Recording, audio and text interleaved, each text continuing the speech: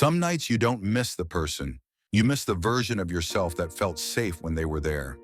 Have you ever wondered why your mind keeps pulling you back, even when you know it hurts? Why letting go feels like losing a part of who you are? And why moving on feels heavier than staying stuck? Most people think being unable to move on is just weakness or obsession, but the truth is far more complicated and far more human. When something meaningful ends, the brain doesn't just lose a relationship or a phase of life. It loses a familiar emotional anchor, and your brain is built to protect you before it's built to make you happy. The mind prefers safety over joy, and safety often lives in familiarity, even if that familiarity includes pain. This is why people replay memories that hurt them, not because they enjoy suffering, but because those memories still feel like home to the nervous system. Emotional attachment isn't just love, it's a form of emotional regulation. Over time, another person, a relationship, or even a life situation becomes a source of your calm, your validation, and your sense of identity. When that source is removed, your brain feels destabilized, as if your emotional foundation has been taken away. It's not that you can't move on, it's that your brain is still searching for the safety that once existed. Have you ever noticed how the pain feels physical? That's not in your head. The brain processes emotional abandonment in the same areas it processes physical pain, so heartbreak isn't just a metaphor, it's a biological reality. People who struggle to move on are often those who bonded deeply. Deep bonding reshapes the brain and changes your identity. You don't just love someone, you become someone through them.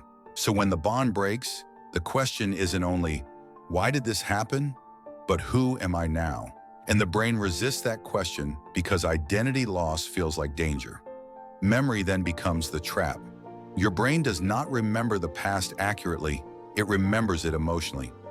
Painful details fade, meaningful moments become brighter, and the past slowly transforms into something safer than it ever truly was. This makes the present feel dull, empty, or wrong, not because it is wrong, but because your brain is still chemically attached to what once was. Dopamine, the chemical linked to motivation and attachment, gets released when we anticipate emotional reward, even if that reward exists only in memory. This is why thinking about the past can feel comforting and painful at the same time. It creates a loop of longing that the brain can't easily escape. Trauma makes this loop even stronger. When an experience overwhelms the brain, it doesn't get processed normally. Instead, it stays open, unresolved, and emotionally active. The nervous system remains on alert, scanning for closure that never arrived. For these individuals, moving on doesn't feel possible because the body hasn't learned that the threat is over. The past isn't something they're stuck in mentally, it's something their nervous system is still responding to. Another reason people can't move on is because pain becomes familiar. Familiarity creates predictability, and predictability feels safer than uncertainty. Letting go would mean stepping into a future that hasn't been rehearsed yet, and the brain fears what it can't control.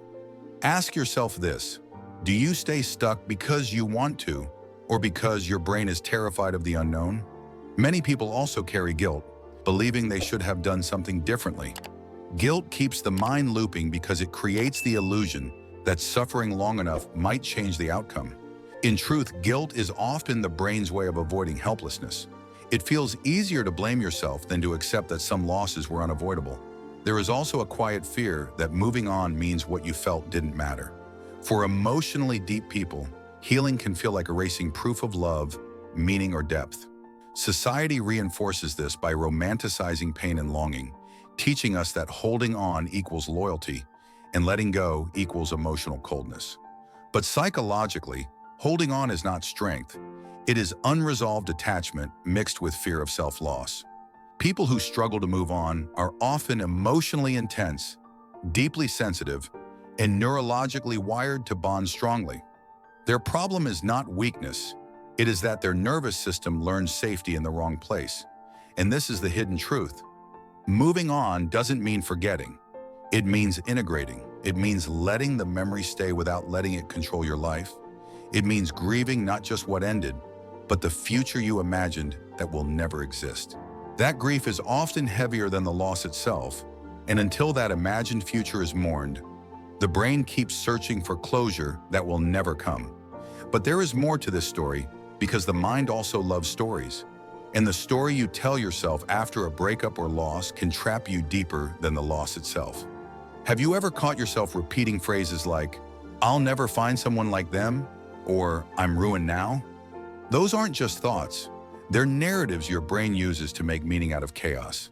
The brain hates chaos. It wants a story, even if the story hurts. So it creates one that explains the pain, even if the explanation isn't true. If your story becomes, "I'm unlovable," your brain will keep proving that story right because it's trying to maintain consistency. That is why people stay stuck in painful patterns. Their mind is defending a narrative that gives their suffering purpose.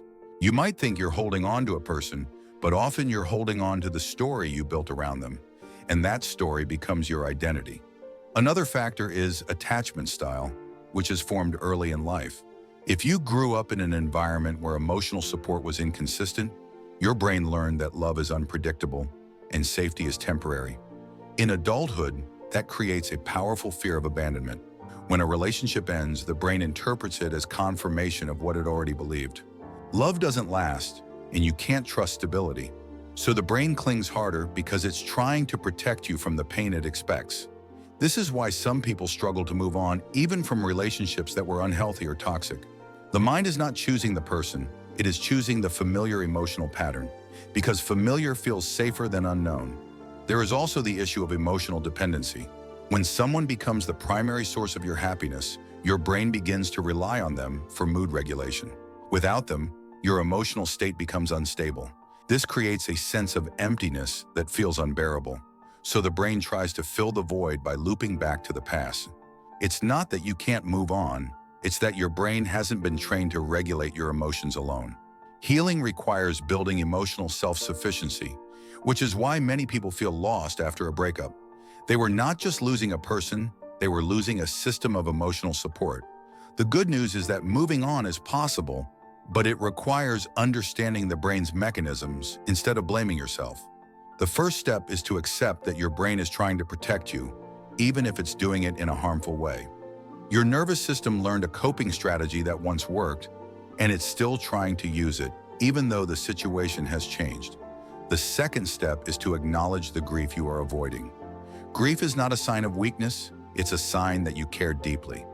The more significant the attachment, the deeper the grief. So you can't force your brain to stop caring.